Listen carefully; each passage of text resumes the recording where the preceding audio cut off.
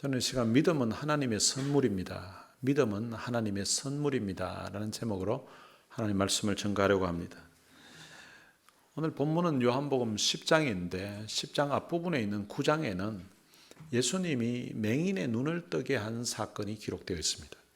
그리고 이제 10장에 넘어와서는 예수님이 양과 목자에 대한 비유로서 자신이 누구인지에 대해서 이제 설명을 하시는데, 예수님께서 나는 선한 목자라고 말씀하시고, 선한 목자는 양들을 위해서 목숨을 버린다고.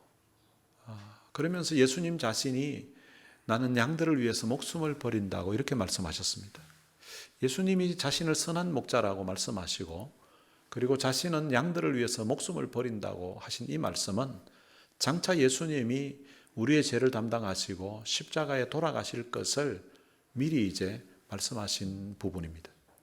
예수님이 이 말씀을 하신 후에 오늘 본문에 보면 19절에 유대인들 사이에서 다시 분쟁이 일어났다고 말합니다. 그러니까 예수님이 하신 말씀을 들으면서 그 유대인들 사이에 예수님에 대한 이제 평가가 이제 달라져서 그 예수님에 대해서 이제 자기 나름대로 생각하는 바가 이제 사람들 사이에 분쟁거리가 된 것입니다.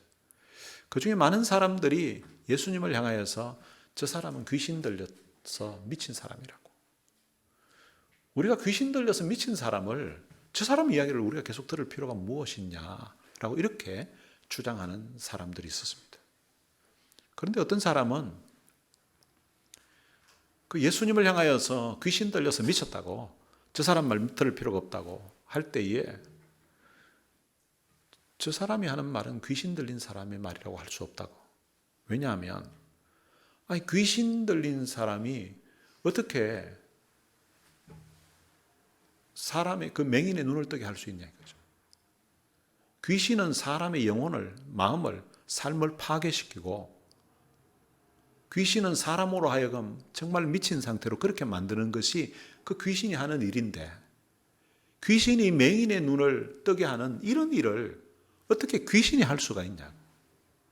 예수님이 맹인의 눈을 뜨게 한 것 보면 저 사람을 귀신이 들려가지고 미쳤다고 하는 것은 그 말이 맞지 않다고 이렇게 주장하는 사람이 있었습니다. 그리고 이 사람들이 이제 서로 이제 분쟁이 있었다는 말은 서로 이제 주장하는 바가 이제 서로 다른 거죠. 예수님은 자신이 참 진리라고 말씀하시고 선한 목자라고 말씀하셨는데, 그런데 그 사실을 이제 받아들이고 믿으려고 하는 사람이 있는가 하면, 그런데 그 사실을 아예 믿으려고 하지 않고, 아니 믿을 생각도 없고, 그래서 예수님을 아예 저 인간 미쳤다고, 저 귀신 들렸다고 이렇게 이제 아주 악평하는 그런 사람이 있었다는 것입니다. 일반적으로 사람들이 생각하기를 진리라면 누구나 다 받아들이고 누구나 다 좋아할 것 같은데, 근데 그렇지 않습니다. 여러분, 정직하게 사는 걸 사람들이 다 좋아하는 것 같지만 근데 싫어하는 사람도 있어요. 사람들이 빛을 좋아하는 것 같지만 빛을 싫어하는 사람이 있습니다. 어둠에 속한 사람들, 사단의 권세 아래 있는 그런 사람들은 진리를 오히려 거부하고, 그리고 빛을 오히려 싫어하고, 오히려 어둠에 거하는 것을 오히려 더 좋아하는 그런 사람들이 있습니다. 그리고 난 다음에 이제 수전절이 되어서 예수님이 성전한 솔로몬의 행각이라는 곳에 이제 거닐고 있었다고 합니다. 이 수전절은 구약 성경에 나오는 절기는 아닙니다. 이게 이제 마지막 말라기 선지자가 이제 사역이 끝이 나고 예수님 오기 전에 약 400년 동안 그 선지자가 활동이 없었던 그런 암흑기가 있었는데, 이제 그 시점에 주전 한 167년경에 그때 셀레우코스라는 왕조가 있었는데요. 이 왕조가 그렇게 길지 않았어요. 그런데 이 왕조가 있었는데 거기에 이제 안티오쿠스 4세라는 그 왕이 예루살렘을 점령을 했어요. 예루살렘을 점령하고 예루살렘 성전에다가 제우스 신상을 세우고, 유대인들은 돼지고기는 먹지도 않고 돼지를 아주 부정한 짐승으로 취급했는데, 이 사람이 와서는 이제 유대인들로 하여금 돼지고기를 먹게끔 하고 율법을 어기게끔 강요하는 그런 일을 했습니다. 그러니까 나라가 망한 거죠, 사실은. 그런 가운데서 유대인들이 이제 거기에 대해서 반발해서 이제 독립운동을 합니다. 혁명을 일으킨 거죠. 그래서 이제 나라를 다시 회복하게 되고 이제 성전을 제우스 신상과 이 더럽혀진 그 성전을 다시금 정화하고 이제 그래서 정화해서 하나님 앞에 봉헌한 날을 기념하는 절기가 바로 이 수전절이에요. 에스더서에 보면 그 부림절이 있는데 마치 부림절처럼 어떻게 보면 이스라엘 나라가 여러 번 망하고 이런 상황이 있었는데 망했다가 회복되고 하는 가운데서 이 수전절도 그들의 어떤 독립기념일 같은 그런 절기입니다.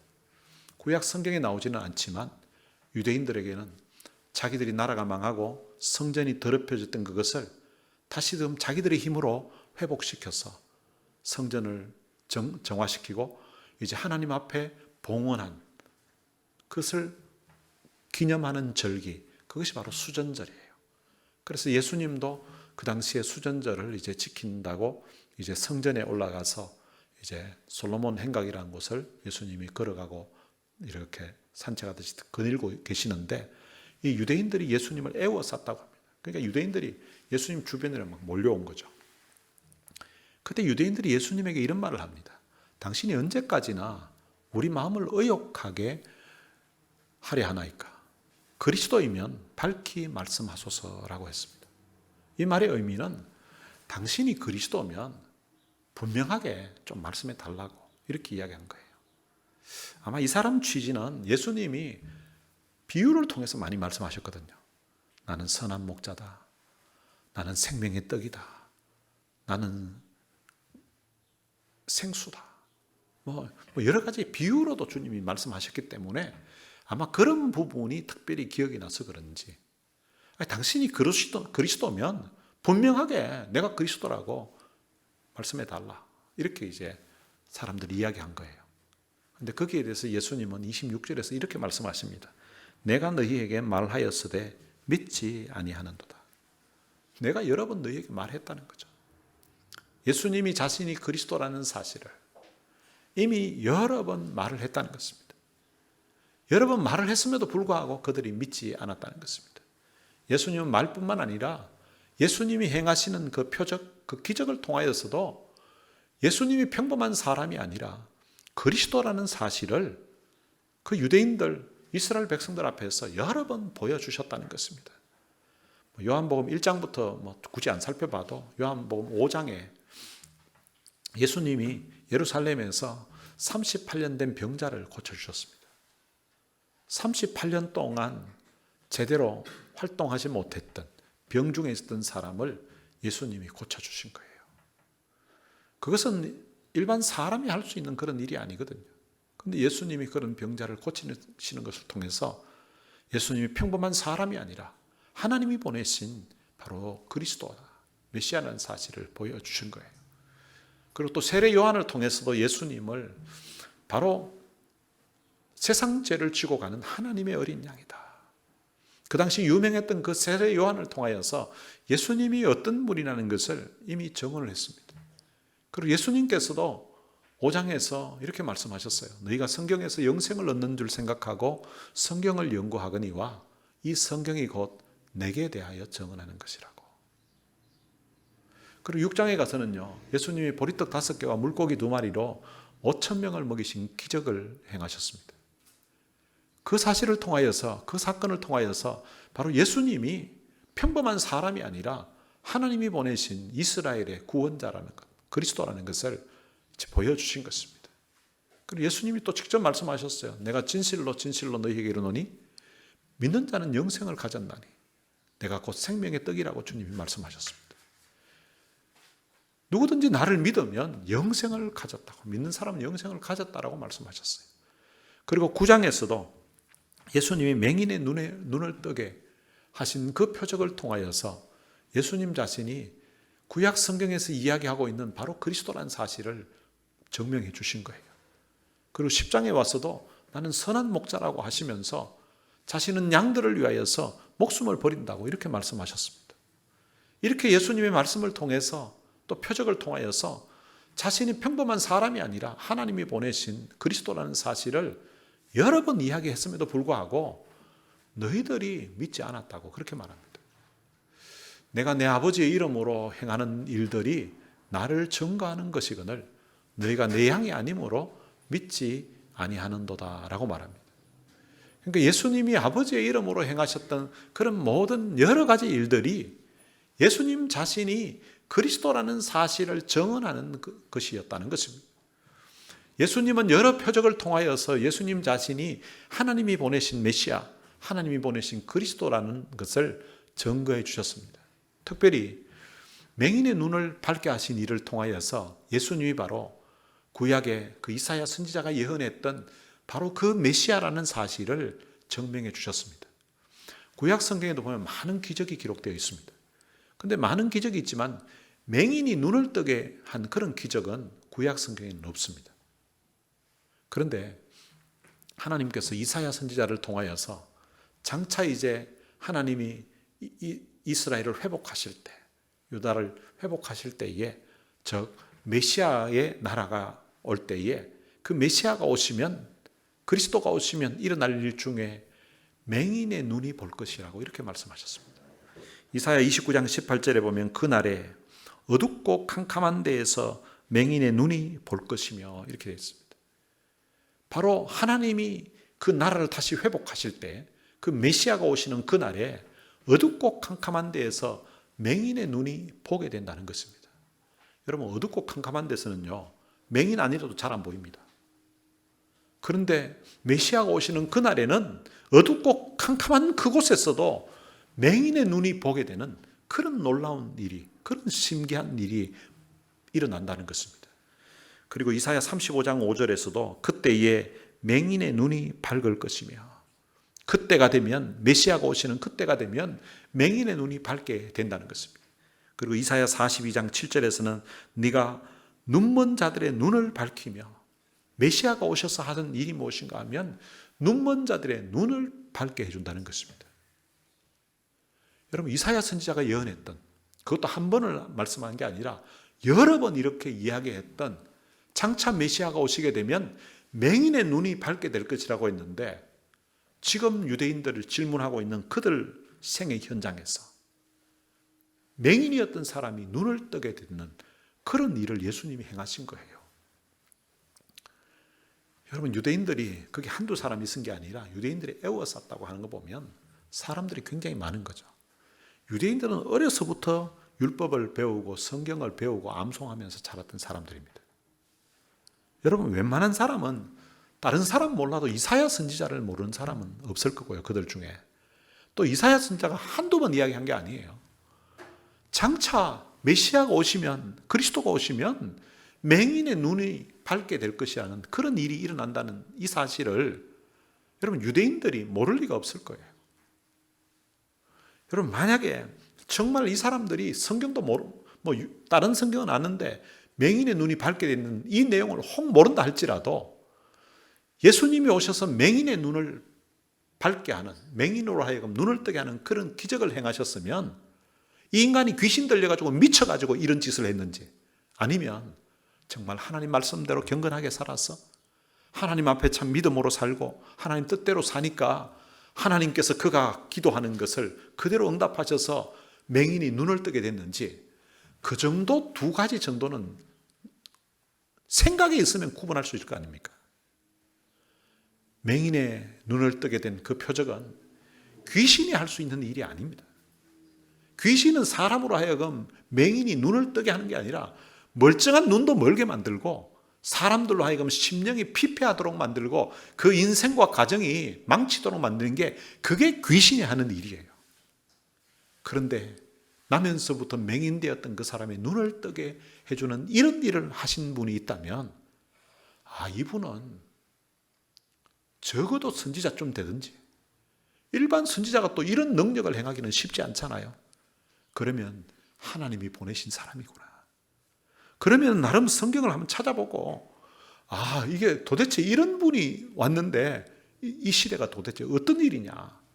그렇게 혹시 이런 일이 맹인이 눈을 뜨게 되는 이런 기적이 있었냐고 이렇게 물으면 그 당시 유대인들, 바리새인들, 성경을 연구하는 학자들이 장차 메시아가 오시면 바로 그리스도라 하는 분이 오시게 되면 이런 일이 있을 것이라고 이사야 선지자가 여러 번 예언했다는 이야기를 누구나 다 아마 들을 수 있는 답이에요. 그럼에도 불구하고 이 사람들은 그들 눈앞에서 예수님이 그 맹인의 눈을 뜨게 했다는 그 사실을 듣기도 하고 또 뜨게 하셨던 그분과 같이 이야기도 하고 그분의 말씀을 들으면서도 이 사람들이 예수를 믿지 않았다는 것입니다. 도대체 왜 이 많은 유대인들이 예수님을 그 눈앞에 보고 그분의 말씀을 듣고 그분이 행하셨던 그런 표적, 그런 이야기들을 수없이 보기도 하고 듣기도 했는데 왜 믿지 않았을까? 거기에 대한 대답을 예수님이 26절에서 말합니다. 너희가 내 양이 아니므로 믿지 아니하는도다. 이들은 예수님이 양이 아니라는 거예요. 예수님이 요한복음에서도 여러 가지 표적을 행하셨는데 그런 표적이 다 하나님이 예수님과 함께 한다는 그런 것을 보여주는 건데 예수님 자신이 또한 그리스도라는 사실을 여러 번 말씀하고 바로 자신을 믿으면 영원한 생명을 얻는다고 말씀을 했음에도 불구하고 이들이 믿지 않았던 그 이유가 있다면 이들은 주님의 양이 아니라는 것입니다. 그들은 마치 쌀이 가득한 창고 안에서 굶어 죽는 사람들과 같고 샘 앞에서 바로 앞에 샘인데 거기에서 목말라 죽는 사람들과 같은 그런 사람들인 것입니다. 이 사람들에게는 영생의 복을 받도록 그들에게는 허락되지 않은 그런 사람들이라는 것입니다. 그러면서 예수님께서 내 양은 내 음성을 들으며 나는 그들을 알며 그들은 나를 따르느니라. 주님의 양은 주님의 음성을 안다는 것입니다. 그래서 주님이 말씀할 때에 그 말씀의 의미가 무엇인지 이해가 되어지고 그것이 받아들여지는 사람, 그래서 예수님을 믿는 사람, 그런 사람들이 바로 주님의 양이라는 것입니다. 주님의 양들에게 주님이 주시는 은혜가 있는데 그것이 뭔가 하면 28절에서 기록하는데 내가 그들에게 영생을 주노니 영원히 멸망하지 아니할 것이요 또 그들을 내 손에서 빼앗을 자가 없느니라. 예수님께서 자신의 말을 믿고 따르는 사람들에게 영생, 영원한 생명을 주신다는 것입니다. 예수님은 요한복음 3장 16절에서도 니고데모에게 그 밤중에 찾아왔던 그 노인에게 예수님 말씀하셨습니다. 하나님이 세상을 이처럼 사랑하사 독생자를 주셨으니 이는 그를 믿는 자마다 멸망하지 않고 영생을 얻게 하려 하심이라. 밤중에 전해주었던 그 말씀을 듣고서 그 노인, 그 니고데모가 그 말씀을 받아들인 거예요. 그것처럼 누구든지 하나님이 보내신 독생자, 바로 예수님, 그를 믿는 자는 영생을 얻는다는 것입니다. 멸망하지 않는다고 그렇게 말씀하고 있습니다. 그래서 오늘 본문에서도 내가 그들에게 영생을 주노니 영원히 멸망하지 아니할 것이요 또 그들을 내 손에서 빼앗을 자가 없다라고 이렇게 말씀하고 있습니다. 그리고 29절에서도 또 동일한 말씀을 이렇게 하십니다. 그들을 주신 내 아버지는 만물보다 크심에 아무도 아버지의 손에서 빼앗을 수 없느니라. 하나님이 예수님에게 맡겨주신 그 영혼들에게 예수를 믿는 사람들에게 영원한 생명을 주시는데 그런데 예수님의 손에서 누구도 빼앗아 갈 수가 없고 그리고 그들을 주신 그 아버지 하나님께서 만물보다 크시기 때문에 아무도 아버지의 손에서 빼앗아 갈 수가 없다는 것입니다. 우리 장로교에서는 그 칼빈주의 5대 교리라는 것이 있습니다. 그 칼빈주의 5대 교리라는 것이 칼빈이 성경을 이렇게 연구를 하면서 이것이 가장 어떤 중요한 그런 내용이다 해서 이제 5개 교리가 있는데요. 그 중에 5번째가 뭔가 하면 성도의 견인이라는 거예요. 이 성도의 견인을 다른 말로는 성도의 궁극적 구원이라고 이렇게 표현하기도 합니다. 이 성도의 견인이라는 것은 하나님이 한번 택한 사람, 하나님이 자신의 자녀로 택한 사람은 그들이 이제 구원을 받게 되는데 그 구원은 끝까지 하나님이 견인한다는 거예요. 천국에 갈 때까지. 쉽게 설명을 하면 이렇습니다. 이 오른손이 하나님의 손이라고 예를 들면 이 왼손은 우리 자신이에요. 근데 우리가 예수 그리스도의 그 복음을 듣고 예수 믿으면 구원받는다는 그 이야기를 듣고 하나님이 나를 위해서 하나님의 아들을 십자가에 내어주셨다고, 그리고 그 예수님이 우리의 모든 죄를 담당하시고 십자가에 돌아가시고 그리고 부활하셨는데 그 예수님을 믿으면 하나님의 자녀가 된다고, 그 예수님을 믿으면 영원한 생명을 얻는다고, 그러면 내가 예수님 믿겠다고 해서 이제 믿겠다고 고백을 하게 되면 이제 우리가 하나님을 이렇게 잡는 것하고 같아요. 근데 우리가 하나님을 잡는 그때 하나님은 또한 우리를, 예수 믿는 하나님의 자녀들을 이렇게 잡는다는 거예요. 근데 하나님도 우리를 잡고 있고 우리도 하나님 이제 믿음으로 하나님을 사랑하고 이렇게 섬기면서 살아가는데, 근데 우리가 하나님을 사랑하는 이 마음이 사람이 신앙생활 하다 보면 때로는 사람들과의 관계에서 문제가 생기고 이러면은 이게 이제 꽉 잡고 있던 게 조금 느슨해질 때가 있어요.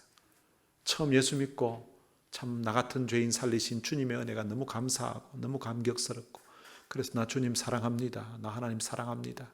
그래서 이 교회 와서 예배 드리는 것이 너무 기쁘고 너무 감사하고, 교회 와서 뭔가 참 수고하고 봉사할 수 있는 것 자체가 내게는 기쁨이요, 참 은혜라고 생각하는데, 근데 지내다 보니까 아이고 교회 어떤 집사님하고 사이가 안 좋아가지고 그 인간이 내인데 막 뒷말하고 돌아다니고 막 나 욕하고, 내가 지인데 뭘 잘못했다고 막 이러다가 이제 마음이 상하면은 이제 그 인간 보기도 싫고 또 그 인간 다니는 교회에 같이 다니는 것 자체도 부담스럽고, 그래가지고 이제 다른 교회로 갈까 생각하다가 또 교회 몇 주 안 나가보고 이러면은 이 잡았던 이 손이 이거 느슨하게 풀린 것 같아요. 그래서 뭐 억지로 그냥 교회 예배 시간에 그냥 가긴 가자 이래가지고 그냥 가면 그냥 붙어 있는 정도. 그러다가 아이씨 교회도 뭐 가고 싶지 않다, 오늘 그냥 교회 안 갈라다 이러면은 손을 뗀 상태. 그런데 나는 손을 어떤 때는 꽉 잡을 때도 있고 어떤 때는 그냥 겨우 붙어가지고 아이고 내가 목사가 돼가지고 내가 장로가 돼가지고 내가 교회 안 가면 또 어떡하나, 가긴 가야지 이래갖고 막 가는 이런 마음이면 그냥 붙어 있다. 아이고 뭐 목사고 장로고 때려치고 그냥 안 갈랐다가 막 이러면은 이제 그냥 다 뛰고 빠이빠이 한 것 같은데, 근데 하나님은 이 잡은 손을 안 놓는다는 거예요. 하나님은 이 손을 잡고서 끝까지 그냥 간다는 거예요. 아니 난 그냥 교회가 뭐고 그냥 끝났다고 생각하는데, 그런데 나는 끝났다고 생각했지만 하나님이 이 잡은 손을 다시 어떤 때는 몇 달, 어떤 때는 몇 년 있다가 다시금 붙들고서 하나님 앞에 돌아오도록 만든다는 거예요. 그래서 결국은 천국으로 가도록 하나님이 인도하신다는 것입니다. 그것이 바로 성도의 견인이라는 것입니다. 우리가 한번 받은 이 구원은 취소가 안 된다는 거예요. 우리가 한번 하나님의 자녀가 됐으면, 여러분 이 땅에서도요 자녀가 된 거 그거 이게 취소가 안 됩니다. 이게 바꾸기가 쉽지 않아요. 그래서 제가 차를 보통 리스를 해가지고 3년마다 바꾸는데요. 제가 남은 생애 생각하니까 3년마다 차를 바꿔도 이게 뭐 바꿀 게 많지 않은 것 같아요. 내 마음대로 바꿀 수 있는 게 별로 없어요. 옛날엔 제가 휴대폰을 새 거 나오면 자꾸 바꿨거든요. 이제 요즘은 바꾸려고 하니까 이게 막 뭐 이것저것 막 옮기는 게 그게 너무 귀찮은 거예요. 그래서 그건 이제 차도 바꾸기도, 그 휴대폰도 바꾸기가 부담스럽고, 그리고 내 마음대로 바꿀 수 있는 게 별로 없어요. 여러분 집도 한번 바꾸려고 하면 쉽지 않습니다. 이사 한번 가려고 하면 이게 보통 일이 아니에요. 여러분 부인 못 바꿉니다. 바꾸려고 하면 이게 보통 심각한 문제가 아닙니다. 근데 자식은 아예 바꿀 수도 없어요. 부인은 어떻게 하다가 뭐 이혼도 할 수 있잖아요. 자식은 아예 못 바꿨습니다. 여러분 이 땅에 자식도 못 바꾸는데 하나님과의 관계는 더합니다. 하나님이 한번 자녀로 삼았으면 하나님이 영원히 책임지겠다는 거예요. 한번 하나님과 자녀로 맺었던 그 관계를 하나님이 영원히 취소하지 않겠다는 것입니다. 그래서 하나님 아버지의 손에서 빼앗을 자가 없다는 것입니다. 그러면서 빼앗을 자가 없다는 그 이유를 주님이 이렇게 말씀하십니다. 나와 아버지는 하나이다라고 했습니다. 예수님의 손에서 빼앗을 자도 없고 하나님 아버지의 손에서 빼앗을 자도 없다. 그래서 나와 아버지는 하나라고 이렇게 말했습니다. 그랬더니 이 유대인들이 이제 돌을 들어가지고 예수님 치려고 하는 거예요. 그럼 예수님이 기가 차서 아니 내가 너희들에게 여러 가지 선한 일을 많이 보였는데 도대체 어떤 일로 날 지금 돌로 치려고 하냐고. 그랬더니 이 유대인들이 대답하기를 당신이 한 일로 말미암아 선한 일로 말미암아 돌로 치려고 하는 게 아니다. 당신이 신성 모독을 했기 때문에 그래서 네가 사람이 되어가지고 어떻게 자칭 하나님이라 하냐. 그러니까 예수님이 나와 하나님은 하나라고 이렇게 하니까 네가 어떻게 자칭 하나님이라 하냐 이거지. 그러니까 하나님을 아버지라 그러니까 하나님이 신이니까 자기가 아버지라고 부르면 지도 신이란 말이잖아요. 그러니까 그걸로 이제 막 화를 내는 거예요. 그리고 돌로 아예 치려고 하는 거예요. 그래서 예수님이 이렇게 말씀하십니다. 너희 율법에 기록된 바가 내가 너희를 신이라 하였노라 하지 아니하였느냐. 그 율법에 기록된 말씀이 있는데 거기에 하나님이 사람들을 향하여서 신이라고 표현했다는 거예요. 그게 어디에 있는가 하면 시편 82편 6절에 있습니다. 시편 82편 6절에 보면 내가 말하기를 너희는 신들이며 다 지존자의 아들들이라 하였으나 이렇게 말합니다. 여기서 말하는 신들이 누군가 하면 그 당시 재판관들을 이야기하는 거예요. 그 재판관들을 향하여서 너희들이 신들이라고 한 거예요. 그렇게 표현했던 이유는 그 재판관들이 재판을 할 때에 하나님을 대리해서 하나님 대신 이제 재판한다는 거예요. 그래서 하나님이 맡기신 그 일을 하는 사람이기 때문에 너희들이 신들이다 이렇게 표현했다는 거예요. 율법에도 사실은 율법 그러면은 좁게 말하면은 십계명을 이야기하고요. 그리고 이제 좀 더 넓게 말하면 이제 모세 오경을 이야기합니다. 그런데 시편이거든요. 시편인데 이게 율법이라고 표현했습니다. 근데 예수님 당시에는 구약 성경 전체를 이렇게 율법이라고 이렇게 표현을 했습니다. 그는 성경 여러 곳에서 표현을 하는데요. 한두 곳만 말씀드리면 요한복음 12장 34절에 보면 이에 무리가 대답하되 우리는 율법에서 그리스도가 영원히 계신다 함을 들었거늘 너는 어찌하여 인자가 들려야 하리라 하느냐. 이렇게 구약 성경 전체를 율법이라고 표현했고요. 그리고 로마서 3장 19절에도 우리가 알거니와 무릇 율법이 말하는 바는 율법 아래에 있는 자들에게 말하는 것이니 하면서 구약 성경 전체를 이렇게 율법이라고 표현했습니다. 그런데 시편에 있는 이 재판장들을 가리켜서 하나님이 신들이라고 표현했다는 거예요. 여러분 이런 재판관들이 하나님이 주신 그 사명, 하나님이 맡기신 그 일을 감당하기 때문에 하나님이 맡기신 그 일을 감당한다고 신들이라고 표현했다면 하나님의 아들이고 하나님의 말씀을 받은 사람, 이 하나님께서 거룩하게 하사 하나님이 보내서 내가 그리스도로 이 땅에 왔는데 내가 하나님의 아들이라 하는 것, 그게 무슨 신성 모독이 되냐 이거죠. 그렇게 말씀하시면서 내가 만일 내 아버지의 일을 행하지 아니하거든 나를 믿지 말려니와. 그러니까 예수님이 행하신 그 이적들이 사람이 행할 수 있는 그런 일이 아니거든요. 하나님이 함께 하시기 때문에 일어날 수 있는 일을 하신 거예요. 맹인의 눈을 뜨게 되는 일이 하나님이 함께 하지 않으면 귀신이 할 수 있는 일이 아니라는 거죠. 그렇다면 너희들이 나를 믿으라고 이렇게 말씀하신 거예요. 내가 행하거든 나를 믿지 아니할지라도 그 일을 하나님이 함께 한다는 것, 그것을 증명했다면 너희들이 나를 믿으라고 그렇게 말씀하신 것입니다. 그랬더니 이들이 이제 다시 예수님을 잡으려고 했습니다. 그런데 그 손에서 예수님이 벗어나서 나가셨다고 이렇게 말씀하고 있습니다. 예수님은 이 땅에 오신 것이 오늘 우리들의 죄를 담당하시고 십자가에 돌아가시기 위해서 오셨습니다. 그렇지만 아직 하나님의 때가 되지 않은 거예요. 그래서 하나님이 허락을 해야 사실은 그들이 잡을 수 있는 것이지, 그들이 예수님 잡아서 죽이고 싶다고 죽일 수 있는 것도 아니고, 돌을 그들이 들어서 예수님 치려고 한다고 해서 예수님이 죽게 되는 것도 아니라는 것을 알 수가 있습니다. 하나님의 때가 되지 않아서, 하나님이 허락하지 않았기 때문에 그들이 예수님을 잡으려고 했지만 잡지 못했다고 오늘 본문 39절에서 말씀하고 있습니다.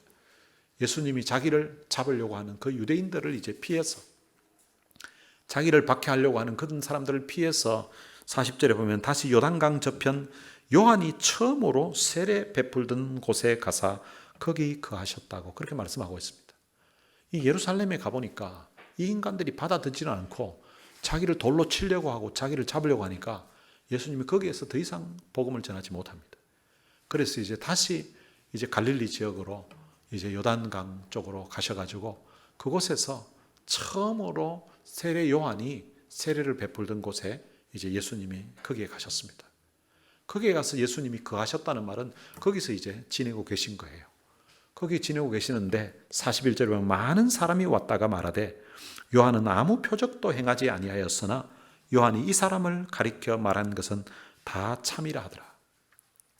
예수님이 전에 세례 요한이 세례 베풀던 그곳에 오셨다는 소문이 거기 있는 지역에 있는 사람들에게 다 알려진 거예요. 알려지니까 그 사람들이 이제 찾아왔습니다.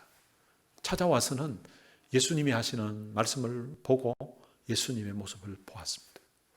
예수님이 하시는 말씀을 듣고서 그들의 반응은 요한은 아무 표적도 행하지 아니하였으나 요한이 이 사람을 가리켜 말한 것은 다 참이라.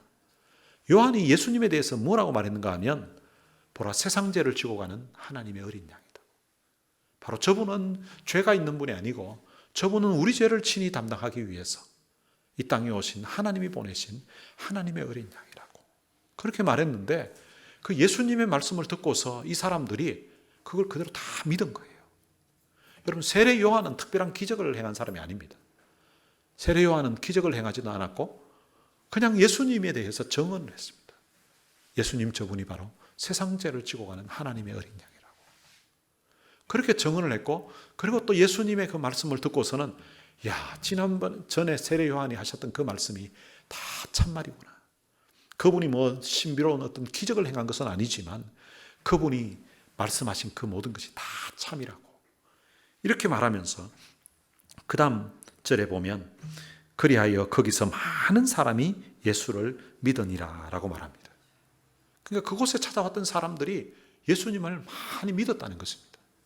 여러분 예루살렘에서는 예수님이 38년 된 병자도 고치고요. 그리고 예수님이 나면서부터 맹인이었던 사람의 눈도 밝게 하기도 했습니다. 그런 기적을 보여주시고 예수님이 또 장시간 많은 말씀을 하셨어요. 그런 말씀을 하셨음에도 불구하고 그 사람들은 예수님 믿는 것을 거부하고 진짜 당신이 그리스도인지 분명하게 말해달라고. 아니 그만큼 이야기했으면 됐지. 계속 말해달라고 하고 또 말하니까 또 돌 들고 치려고 하고 또 잡으려고 하고 이 인간들이 예수를 안 믿고 예수를 향해서 미쳤다고 저 귀신 들렸다고 하고 막 이렇게 악평하고 했었는데 그런데 여기에서는 이 사람들에게 예수님이 기적을 행했다는 그런 내용이 없습니다. 이 사람들은 세례 요한을 통하여서 예수님에 대해서 저분은 바로 세상 죄를 지고 가는 하나님의 어린 양이라고 그렇게 듣기만 했었는데 그런데 와서 만나서 예수님 말씀을 들어보니까 이 사람이 바로 세례 요한이 예언했던 세례 요한이 말씀했던 바로 그분이구나. 세례 요한은 우리들에게 특별한 기적을 보여준 것도 아니지만 그분이 하신 말씀은 다 참이었다고 하면서 예수님을 이 사람들이 그리스도로 믿게 되었다는 것입니다. 여러분 이 믿음이라는 것은 너무나 놀라운 일 같아요. 예루살렘에서는 예수님이 기적도 행해 주시고 누가 봐도 이것은 너무나 놀라운 일인데 이건 하나님이 함께 하시지 않으면 일어날 수 없는 그런 엄청난 기적들을 그들이 보고 그들이 들었음에도 불구하고 믿지 않는 그런 사람들이 있는가 하면 그런데 이 요단강가에 있었던 사람들은 몰려왔던 사람들은 이들이 기적을 본 것도 아니고요. 그런데 세례 요한이 전해줬던 그 말을 듣고 그분이 오셨다는 이야기 듣고 그분에게 가서 예수님 말씀을 듣고서는 많은 사람이 믿게 되었다는 것입니다. 그러니까 우리가 이 예수님이 하나님의 아들이다. 그리고 예수님이 그리스도라는 사실을 이게 믿을 수 있게 됐다는 거, 믿게 되었다는 이 자체가 하나님이 우리에게 주신 선물이라는 것입니다. 이게 믿어지는 사람이 있다는 거예요. 여러분 제 같은 경우에도요. 제가 성격이 누구 이야기를 들으면 바로 이렇게 잘 믿으려고 하지 않아요. 제가 이제 상담을 워낙 많이 해주다 보니까 이제 그분들이 나름 이야기를 해요. 그건 이야기하면 이제 어느 정도 이렇게 들으면서 이게 논리가 안 맞잖아요. 그러면은 이 사람이 지금 거짓말하고 있구나. 이 사람이 지금 본인 자체가 상황을 제대로 이해하지 못하고 있구나. 이 사람이 하는 말이 안 되는 이야기구나. 이 사람은 잘못된 정보를 가지고 잘못 이해하고 속은 사람이구나. 이걸 분석하고 이게 판단하는 게 굉장히 빨리 합니다. 그래서 이해가 되지 않고 납득이 안 되면 그 사람이 하는 말을 안 받아들이려고 하는 그런 경향이 있어요. 그런데요, 이 예수님에 대한 얘기는 그냥 믿어지는 거예요. 제가 예수님을 직접 본 것도 아니고 예수님이 우리 윗대 조상도 아니고요. 예수님은 이스라엘에 2000년 전에 태어나셨다가 33세에 지금 제 나이가 58인데요. 아주 새파란 젊은 나이 아닙니까?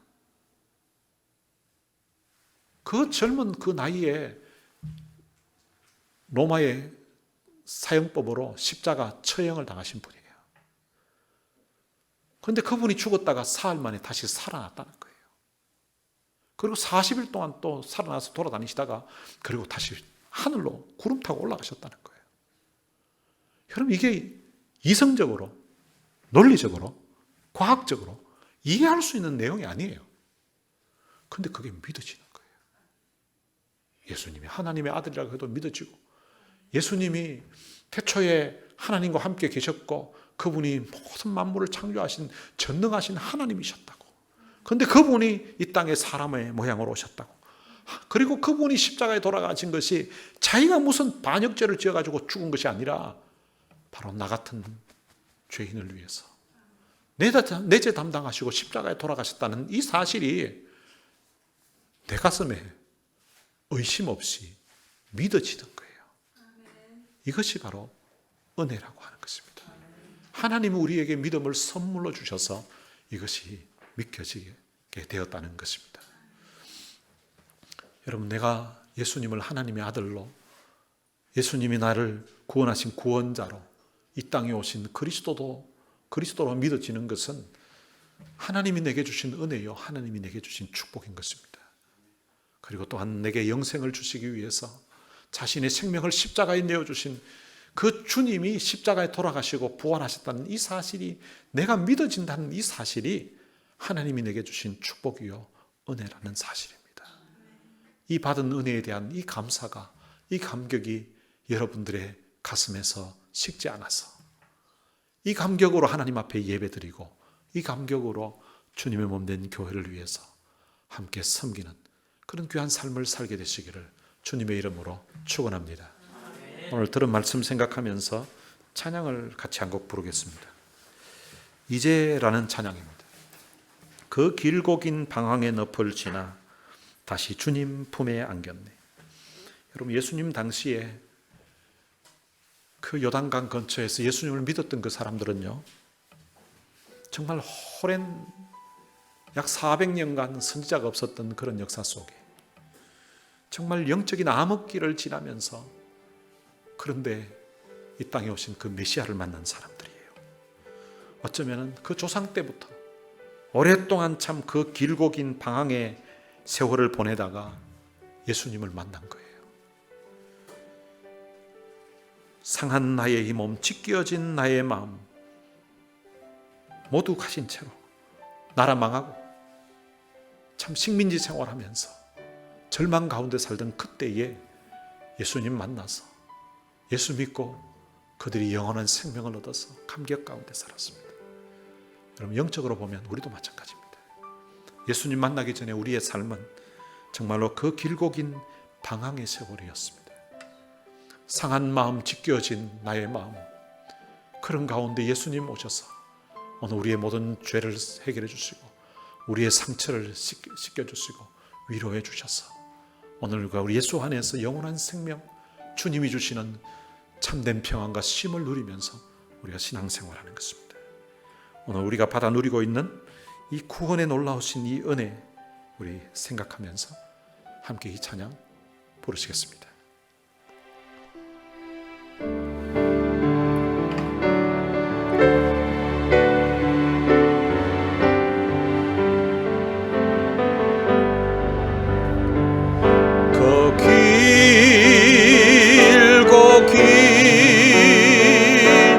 방황의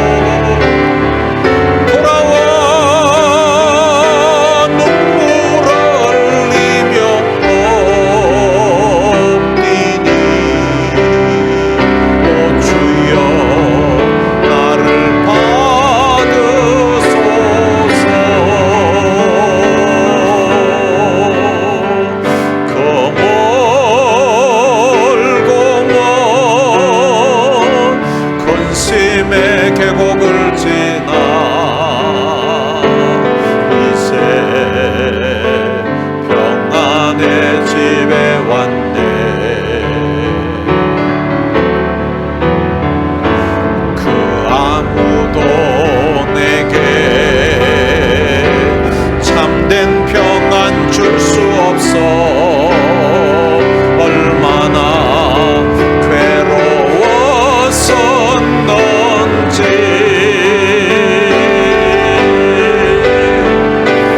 이제 아버지의 집으로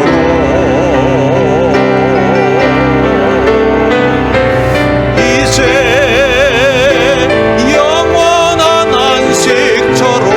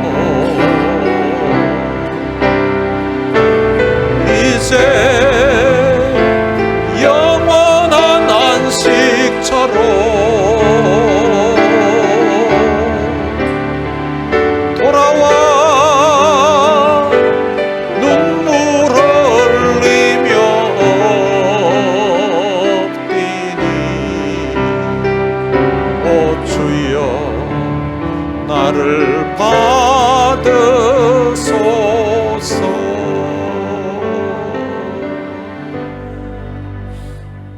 오늘 들은 말씀 생각하면서 우리 같이 한번 기도하시겠습니다. 예수님이 하나님의 아들이시요 그리고 또한 나를 구원하러 오신 구원자이신 그리스도라는 사실이 믿어지는 것은 하나님이 우리에게 주신 선물이요 하나님의 은혜입니다. 오늘 우리가 예수님을 만남으로 인생의 방황이 끝나고 예수님 품에 안겨서 살 수 있는 것은 하나님이 우리에게 이 땅에서 살아가는 동안 주신 은혜요 축복입니다. 우리에게 영원한 생명을 주신 그 하나님께 이 시간 감사의 기도를 드리고 우리에게 또한 영원한 생명을 주시기 위해서 하늘 보좌 버리시고 이 땅에 찾아오셔서 나는 선한 목자라고 말씀하시고 선한 목자는 양들을 위해서 목숨을 버린다고 말씀하셨던 그 주님이 친히 우리 인생의 선한 목자가 되셔서 우리 위해서 십자가에 목숨을 내어주신 그 주님의 은혜에 대한 그 감사, 그 감격으로 하나님 앞에 예배하며 살게 하시고 하나님을 사랑하고 하나님을 섬기며 또한 이 복음 전하면서 살게 해달라고 오늘 들은 말씀 생각하면서 우리 다 같이 결단하며 통성으로 기도하시겠습니다.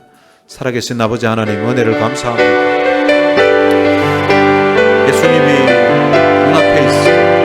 눈앞에서 예수님이 하시는 말씀을 듣고 또 예수님이 행하시는 그런 여러 가지 많은 표적을 목격도 하고 또 그들이 들었음에도 불구하고 예수님을 믿지 않는 그런 유대인들, 바리새인들이 있는데 그들은 어려서부터 성경을 알고 구약 성경을 참 많이 배우고 연구하던 그런 사람들임에도 불구하고 눈앞에 있는 그 예수 그리스도 그들 시대에 왔음에도 불구하고 알아보지 못하는 사람들이 있는데 그런데 예수님의 기적을 본 것도 아니고 그리고 세례 요한이 전해줬던